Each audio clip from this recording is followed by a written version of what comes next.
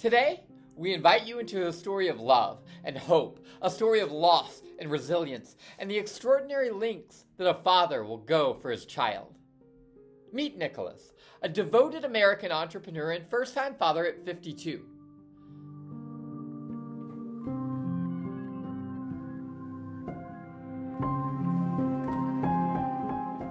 So having a child at 52, that must have been quite the shift in your life. Can you describe how that felt, how that changed your life going forward? Yeah, I mean, I have some pictures I'll show you, but I was just instantly happy about it. I was with my friend Neil Duffy in Paris, and he just took a picture of us drinking wine. He was all smiley and happy. Well, it was quite a surprise because we were waiting for something to happen with Nick, and he wasn't in a committed relationship that we knew of. Right. So when he learned at 52 that he was going to become a father, he was very excited, and we were wondering about how this was going to play out since they didn't know each other very well from the start. Yeah.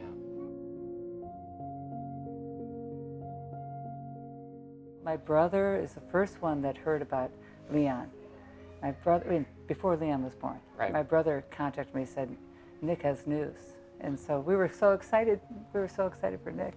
And the amazing thing about Nick is he went straight to Russia to be with Anya in St. Petersburg during her pregnancy. I don't know if you know that. Yeah. Yeah.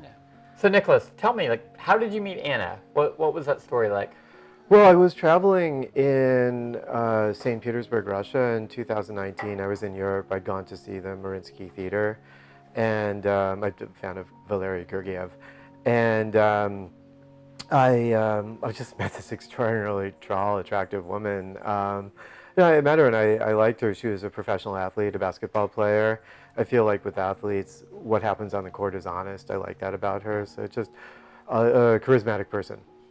Becoming a father to Leon brought Nicholas immense joy and purpose. Each moment was a cherished gift.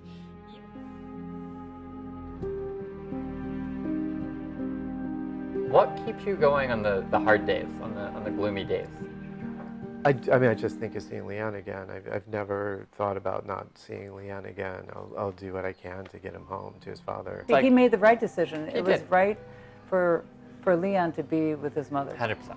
So he made the right decision. He Yeah. did it in the best interest Right. of Leon, by the way, because she was a great mom. Right. She was a great mom. But life has a way of testing even the strongest bonds. One day, Leon's mother Anna unexpectedly returned to Russia with their son, leaving Nicholas thousands of miles away with questions lingering in the silence. And shortly after, tragedy struck.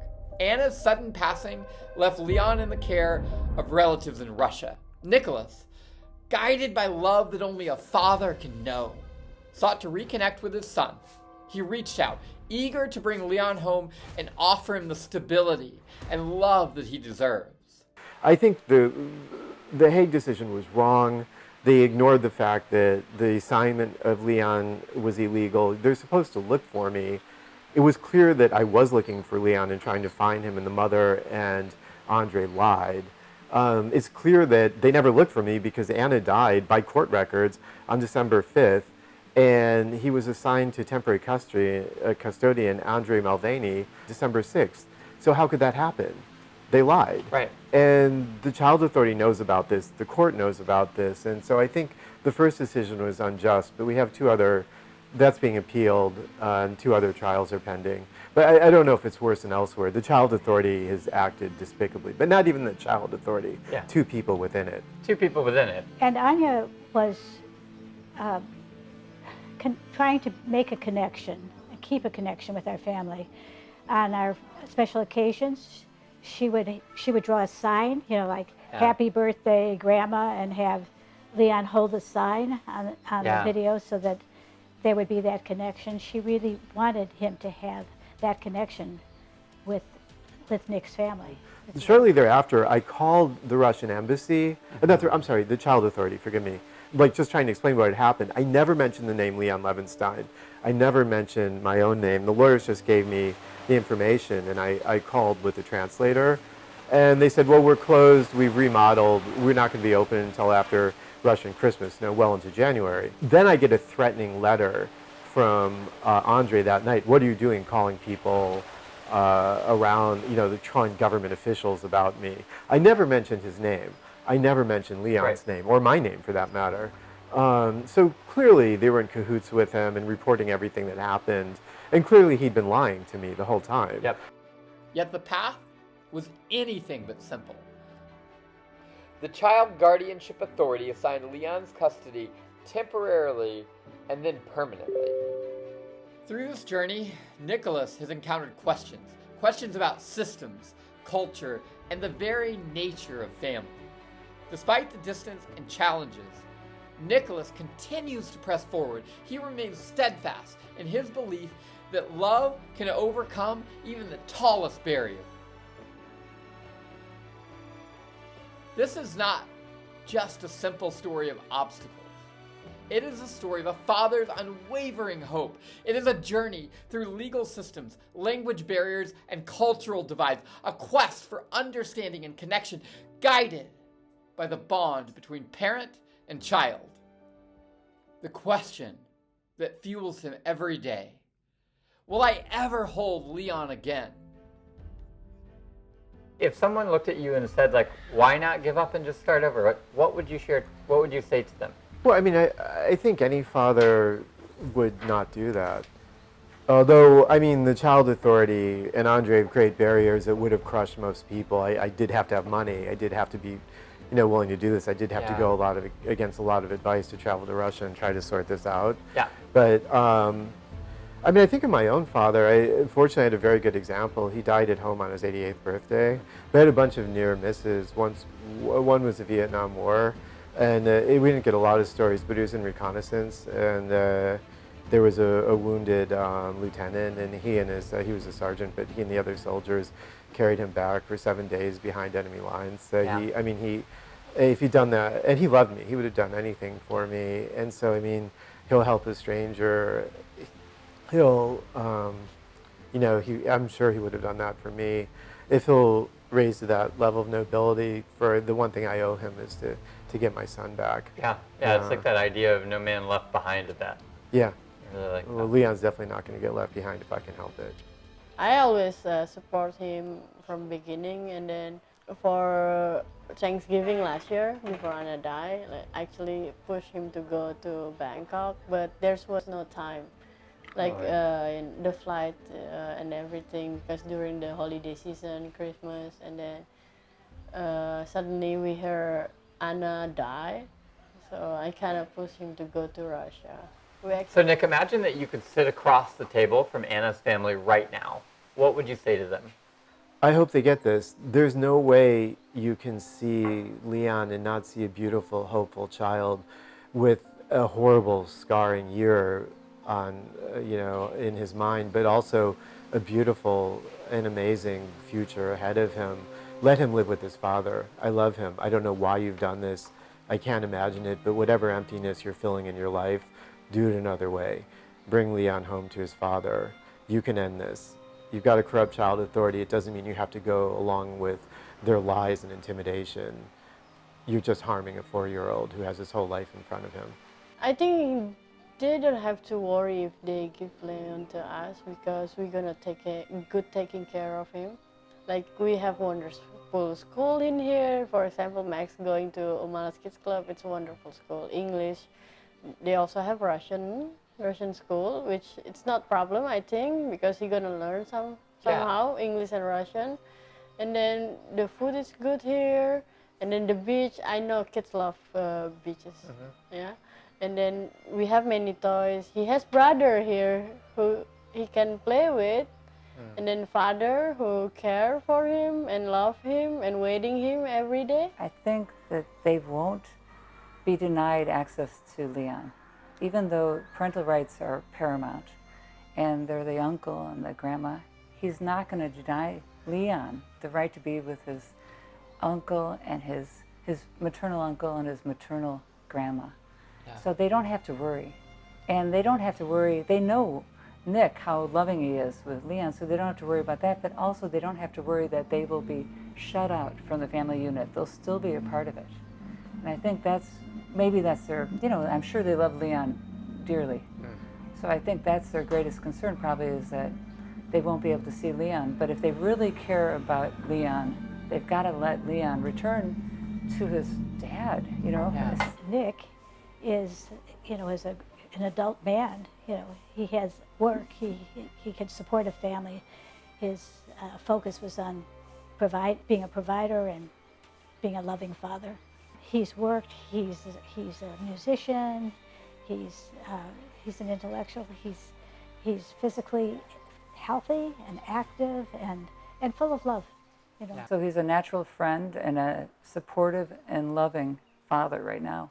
Yeah. Very, very supportive and loving. Every day I think, what can I do to bring Leon home? Inaction drives me crazy. I wake up very upset about this. I mean, the biggest challenge in my life is not letting it destroy everything else. I have a beautiful partner and a beautiful child, and I live in a beautiful place, and I have interesting work. Honestly, even this court, even though I know everything about pretty much the court system, I don't know the particulars of it. Yeah. And that's only because I know he'll keep fighting. Yeah. And he'll keep trying to be with his son. I mean, for Leon, they were so close, they were so bonded, the same way you see with Max. They were so incredibly bonded. I'm never going to stop fighting to see him and help him and get him out of this horrible situation. If I'm working, it's for Max, my other kid, and Leon, and for both of them. When you think about Nick as a father to Max, or just a father in general, what do you see in him that you think makes him a good father? I think he's care. Like, we do chores every day. Like, in the morning, he's taking care of Max, like, changing diapers, bedding, and then go breakfast. And then in the evening, it's my turn to put him to bed to sleep, and then reading him. We do chores. We work as a teamwork together. So we have our own time. We go to dinner, we watch TV together, kind of stuff. We go to the beach. Yeah. In the morning, if we want surf, I go with him. I accompany him surfing, and then Max can play in the beach too. Stuff like that. Family.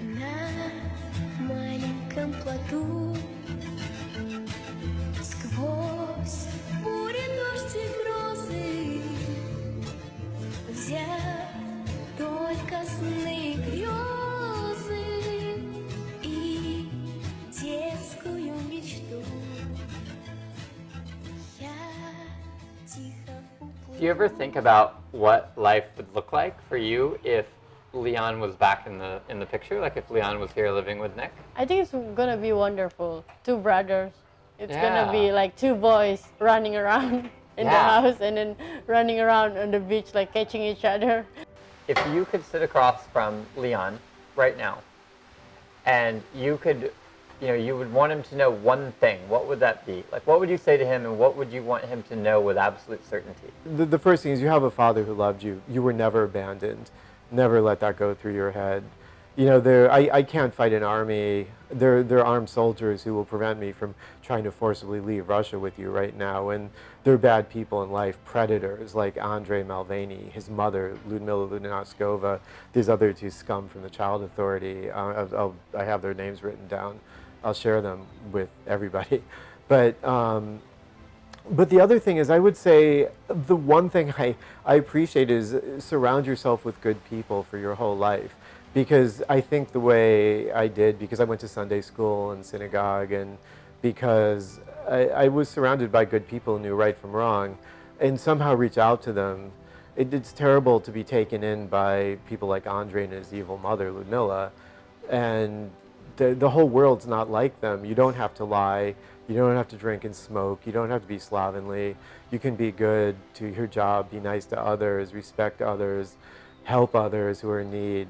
Like, there's a beautiful world out there that will open up to you if you're a good person and you surround yourself with good people, and then that's what I'd hope for you. I would want Leon to know that he's loved by his father. He was loved by his mother. He can grow and feel secure in his life. I would want him to know that his father loves him dearly, and that his father has support in that from his family and his friends, a conviction on all of our parts that he would be best off with his natural father. I just want him to know that he has a wonderful father. He always welcome here. I'm always welcome to because I love kids. I wonder them. They're adorable. So he always welcome. If you had to pick a memory, what would your favorite memory with Leon or his mother be? One of them I was going to share here with just jumping on the bed, but just anytime I saw Leon, he was like, Papa, he was so happy to see me. Or when I wasn't at home, I was at work, he'd say, Papa, come home. Papa, come here. Papa, Mama, Leon. You know, he'd always say that. It was kind of heartbreaking that they couldn't be together all the time.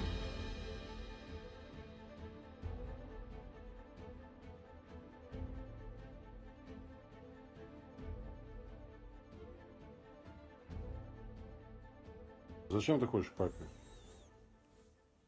Ну зачем завтра? Ну, завтра ты хочешь зачем к папе? Ну, мне нравится так. Что тебе нравится? Зачем ты плакал почему? Ты хочешь к папе или что? Да нет.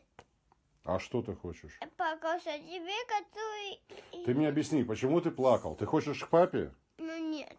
А что ты хочешь? А что ты хочешь? Ну, остаться здесь С кем?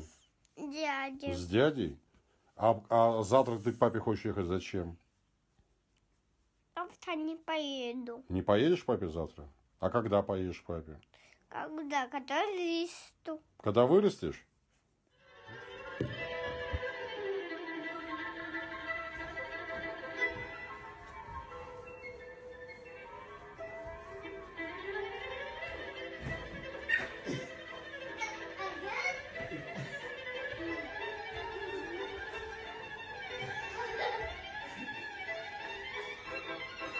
Yeah.